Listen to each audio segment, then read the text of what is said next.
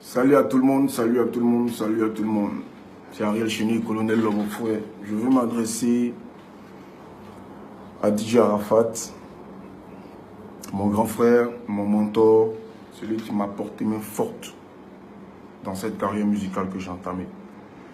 J'ai été moi aussi surpris de voir la vidéo d'hier parce que quand je dis surpris, c'est vraiment du fond du cœur. Parce que je n'ai rien contre toi. Non. Je n'ai jamais rien eu contre toi. Et tu le sais très bien. Tu as été le premier à faire une vidéo sur les réseaux sociaux pour déclarer que tu ne travaillerais plus jamais avec moi. Et ce, sur la tombe de ton défunt père. J'ai eu très mal. J'ai eu très mal. Parce que nous étions encore en pleine discussion.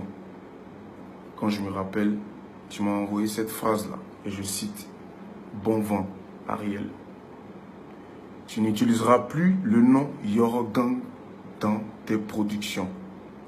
Dorénavant, tu ne fais plus partie de ma famille. » Juste parce que j'avais refusé de signer le contrat de 5 ans que tu m'avais envoyé, compte tenu des clauses qui ne m'arrangeaient pas.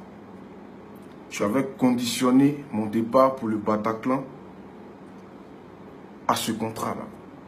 C'est-à-dire que tant que je ne signerai pas ce contrat, je ne partirai pas au Bataclan.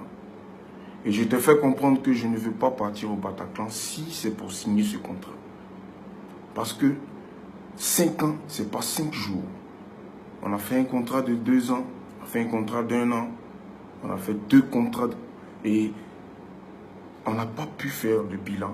C'est tout ce que je t'ai demandé, un bilan de vive voix, toi et moi. Si le Bataclan était très important, on finissait le Bataclan et moi je rentrais à Abidjan. Quand tu finissais ta tournée, tu rentres et on s'assoit, on parle, et si on doit continuer, on continue. Si on doit modifier les clauses, on les modifie. Et c'est là que tu m'as dit bon vent. Et j'ai eu très mal.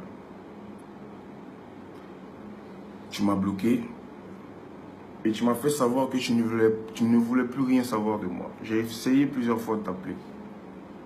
Et ça n'a pas été possible. C'est comme ça que j'ai appelé ma soeur au Maroc pour lui dire, ma soeur, je viens à ton anniversaire. Et je suis allé à l'anniversaire de ma soeur.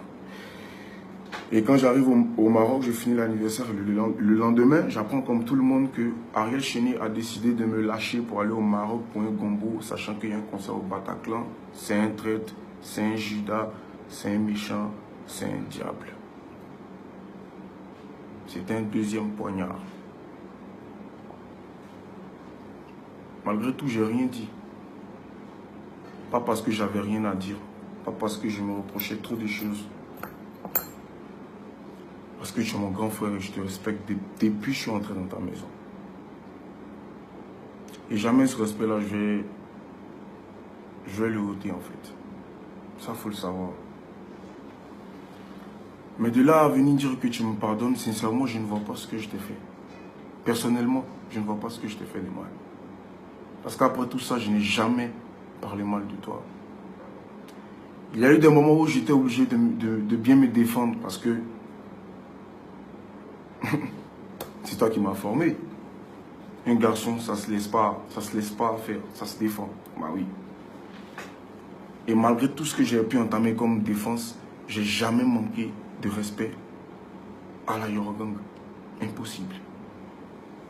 Parce que même le mot Yoro Gang à vie, c'est moi qui l'ai créé, si tu veux.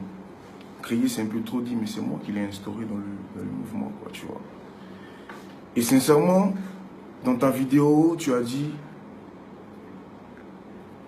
que si tu m'avais fait quelque chose de mal, tu me pardonnais aussi. Je vais te dire ce que tu m'as fait de mal.